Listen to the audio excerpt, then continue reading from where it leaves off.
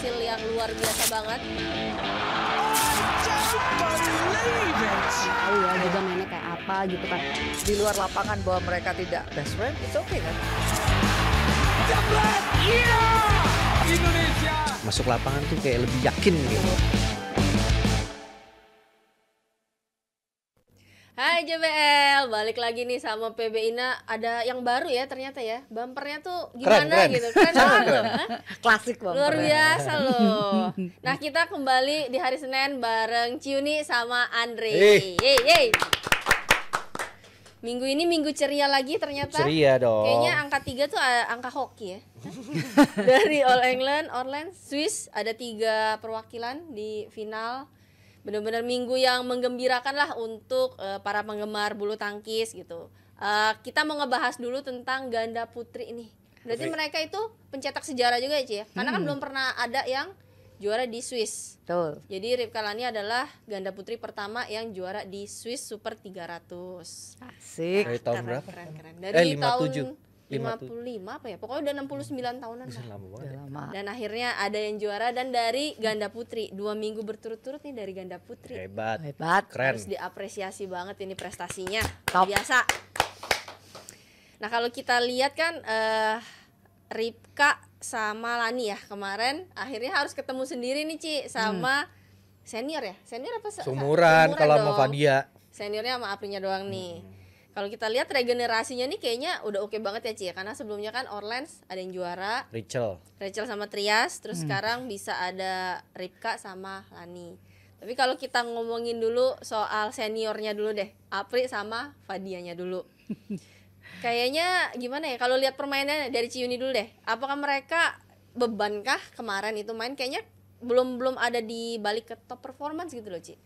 Iya, kalau itu setuju. Jadi waktu ngelihat pertama mereka tampil tuh kan luar biasa banget ya. Baratnya tuh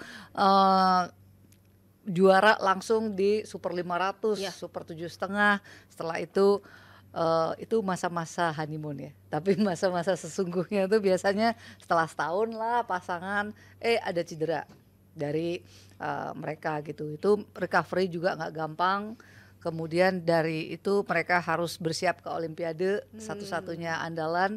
Ya ini lagi dalam posisi yang tidak mudah. Kalau dilihat permainannya menurut saya sih belum balik kayak dulu.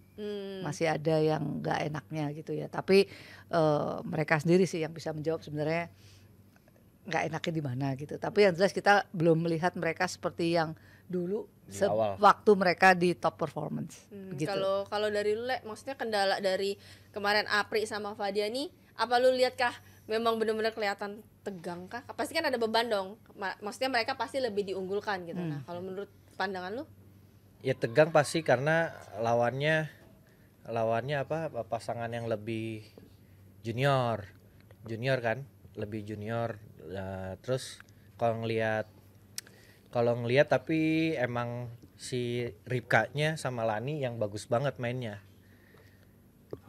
Bagus banget mainnya. Terus dan wajar lah menurut gue karena ini kan sesama tim Indonesia gitu. Jadi setiap hari latihannya udah tahu kelemahan dan apalagi Ripka dulu partnernya sama Fadia yang udah pasti tahu banget apa yang kelebihannya Fadia atau kekurangannya. Tapi di kemarin yang diapresiasi Ripka sama Lani kuat banget secara nyerang. Walaupun di defendin lah ya kalau kita ngomong di defend dibuka gitu tapi dia tahan mau turun terus gitu. Itu yang surprise juga ngeliat wah ini keren banget gitu, kuat gitu. Dan Ripka sangat skillful di turnamen ini gitu. Jadi bolanya tuh bisa yang unpredictable kemarin di selama Swiss Open ya. Ya setuju sih kalau ngelihat penampilan kemarin kayaknya tuh Ripka benar-benar enjoy banget sehingga semua kemampuan dia tuh bisa keluar ya. Banyak bola yang kita wah bisa kayak gini bisa kayak gitu kan. Nah itu yang bisa membawa mereka juga keluar sebagai juara. Nah, kalau kita lihat juga Ci kan sempet tuh ada statement dari Ripka waktu itu di Indonesia Master ya kalau nggak salah bahwa gue mau bawa si Lani nih juara di Super 300, Super 500 dan ternyata kali ini terbukti nih dia bisa ngebawa Lani untuk juara, maksudnya sama-sama lah untuk juara S300. Nah menurut Cici sendiri apa sih kunci keberhasilan dan strategi apa yang kayaknya tuh bikin pasangan ini tuh kemarin tuh nggak terkalahkan? Kalau saya ngelihatnya keseluruhan ya Dep, sebenarnya secara kualitas layer keduanya ini naik ya. Secara kualitas, aku nggak ngomongin cuma Lani Ripka, tapi ngomongin layer keduanya. Kan dari dulu, dari kemarin nyariin terus nih kapan bisa mepetin Apri sama Fadia. But then now gitu, maksudnya itu terjadi, mainnya bagus, iya. Tapi kan ini kan nggak cuma Lani Ripka, si Trias dan Rachel juga bagus gitu loh. Terus mereka main tuh benar-benar kualitasnya keluar ya. Ya di luar dugaan, tapi kualitas yang tidak pernah kita lihat pun keluar gitu. Artinya kan ini ngomongin proses latihan yang menurutku sudah on track ya dari ganda putri. Kan kita nunggunya lama loh, buat ada ayo siapa nih mau nyusulin. Ini udah ngalahin Apri Fadia, terus mereka juara lagi. Apalagi yang kurang gitu ya. Tapi mudah-mudahan ini step awal yang sangat baik lah untuk ganda putri selain Apri Fadia untuk lebih maju lagi. Berarti kan PD-nya udah dapet, kualitasnya udah bisa. Nah paling nanti yang harus dihadapin kan Jepang, Cina, Korea. Ini yang levelnya menurutku akan lebih berat gitu ya untuk kedepannya. Dan mereka kan baru juara nih, ya rekor buat pencapaian Indonesia, tapi rekor juga buat mereka akhirnya juara pecah telur ya. Iya pecah telur di Super 300. Good start banget untuk ganda putri Indonesia. Kalau kita lihat sebenarnya kan yang sebelumnya digadang-gadang sebagai pelapis tuh ada Ana Tiwi ya, seharusnya. Cuman kan kalau kita lihat sepertinya Ana Tiwi sendiri ini udah kesalip sama pasangan-pasangan yang lain, yaitu ada Rachel sama Trias yang udah juara duluan. Terus sekarang ada Lani sama Ripka sendiri. Nah kalau menurut Le, kenapa sih yang bikin kayaknya Ana Tiwi masih kayak jalan di tempat, masih stuck? Jadi tuh kayak bisa kesalip gitu sama yang lain. Menurut gue semenjak kalah di Daihatsu ini Indonesia Master, kemarin kalah sama Rachel itu. Nah itu mungkin mental juga berpengaruh gitu loh Dep. Lo kalah sama yang di bawah, terus kemarin Australia setiap sekarang ya kalah sama Mapasa sama Yu. Iya. Yu kan, Angel Yu gitu kan. Mereka juga baru ya itu pasangan ya? Itu dari tahun lalu startingnya, semenjak udah nggak sama Gronya sama yang ini. Ya menurut gue sih sebenarnya secara kualitas mungkin sama Lani Ripka sama Trias itu sama lah Dep. Tapi mentalnya mungkin yang lagi maksudnya lagi turun karena semenjak Indonesia Master kalah sama teman sendiri junior, terus abis itu belum bisa nembus lagi, itu kan juga berpengaruh sama psikisnya mereka. Kalau secara main mah mirip-mirip aja gitu, tapi yang lain mungkin bebannya belum seberat dia karena dia kan yang lebih di atas sekarang, ranking 17. Digadang-gadang lah ya. Iya, rankingnya sekarang udah ranking 20 besar. Yang diprospekin lu jadi pelapisnya Fadia, Ripka, yang lainnya belum se-pressure itu, tapi yang kita harapin kan nanti setelah mungkin udah stabil semua sama siapa yang lebih kuat mentalnya kan gitu. Jadi diseleksi alam juga lah ya. Sama-sama dikasih kesempatan, tapi siapa yang lebih bisa nonjol duluan gitu kan. Kalau kita lihat dari partai final terakhir Ci, di antara kemarin kan ada Lani Ripka lawan ketemu pasangan dari Chinese Taipei. Suyaching. Ya, di mana set pertama sebenarnya Indonesia kalah, set kedua ketinggalan. Tapi justru berbalik dan set ketiga cukup jauh. Kalau Cini sendiri maksudnya apa sih yang jadi titik balik dari pasangan yang kemarin? Ya itu strategi main ya. Memang biasanya pasangan ini kan cenderung mau agresif ya. Tapi kemarin ini mereka bisa mau rubah dan berhasil. Biasanya mau rubah mau, tapi berhasil apa enggaknya kan belum tahu. Karena kan ngerubah main tuh sesuatu yang nggak gampang juga di partai final. Itu berubahnya sih drastis kalau aku lihat. Dari gebuk main railing lop chop loh itu mainnya. Lama pokoknya. Terus sananya sampai gak bisa lari gitu loh. Game ketiga saya lihat ya dua-duanya sih dicop gitu udah beratnya minta ampun. Tapi itu apa ya, positif ya. Artinya mereka bisa merubah permainan, bisa ngikuti arahan pelatih di partai final. Partai final tuh menurutku agak beda sih Dep sama partai-partai yang lain ya, dimana mungkin ketegangannya lebih tinggi. Terus mereka bener harus bisa kuat lah ya secara mental dan mereka bisa melalui dengan baik. Tapi Dep, kalau dibandingin Ana Tiwi itu bukan perbandingan menurutku, karena Ana Tiwi sudah di pressure lebih tinggi. Betul. Ya. Ini mereka baru loh juara ya. Nanti nih ke depannya beneran ujian. Maksudnya mereka bisa konsisten apa tidak. Nah, ujian konsistensi kan setelah ini. Setelah dianggap mereka satu level ya, bisa satu level. Nah, ini dari 3 pasang nih nanti siapa yang lebih konsisten. Tapi memang nggak gampang nih, jalannya cukup panjang, terus mereka masih muda, ya kan. Nah, naik turunnya yang harus benar-benar diperhatiin sih sama Coach Eng Hian tentunya. Nah kalau kita kemarin lihat dari hasil turnamen itu kan di Twitter tuh di mana-mana tuh langsung rame tuh pada ngebahas, wah gila untuk si Lani nih tenaganya fresh banget gitu. Bener-bener sampai final pun masih fresh. Sedangkan Ripka ini pada bilang, wah bertalenta banget nih. Kok bolanya bisa ajaib gitu. Maksudnya masuk bolanya tuh tidak ditebak. Dan kalau banyak juga yang ngebahas bahwa kan sempat gonta-ganti pasangan juga nih Ripka. Pada akhirnya stop nih sama Lani dan juara. Nah kalau menurut sendiri, pandangan lu sendiri deh tentang gimana nih baik si Lani maupun Ripka perkembangan dia nih gimana nih? Yang paling kelihatan adalah dari endurance sih. Karena itu dengan kemarin main cukup lama gitu.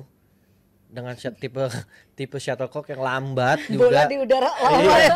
Itu ibaratnya 5 menit di udara tuh lap lama banget. Ada berapa pukulan? 40 pukulan, 30 pukulan. Itu juga kan kalau kita main pun juga kerasa ya. Ingin menyerah rasanya gitu ya. Ya berarti kan yang kelihatan berarti secara fisiknya mereka fit gitu. Gak gampang deh, semifinalnya rubber set 23-21 loh. Oh iya betul. Ya, Ya. betul. Terus di final masih bisa main panjang. Rubber lagi. Iya. Sebenarnya kalahnya di set pertama kan karena mungkin pengen mainnya gebuk. Cepet-cepet. Iya, sedangkan Taiwan juga defense-nya juga bagus gitu. Kuat. Sedang pas di set kedua di main rally gitu, dia yang jongkok-jongkok kan. Beneran loh. Jongkok gitu kan.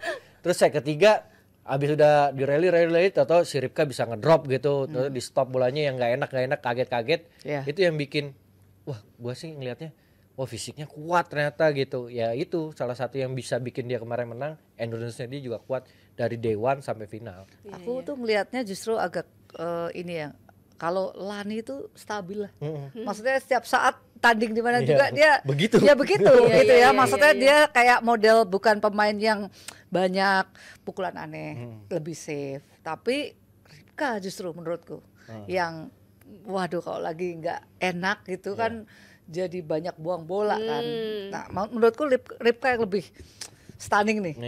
Karena ya bukan karena stunning karena gimana, karena biasanya dia yang memang bolanya aneh. Memang ada kecenderungan yang bola-bola gitu kan lebih nggak safe. Tapi kalau lagi safe kayak kemarin, mau gimana lagi tuh mau menangnya gitu ya. Tapi kalau Lani sih si konsisten itu ya begitu, konsisten, kuat, tahan gitu kan.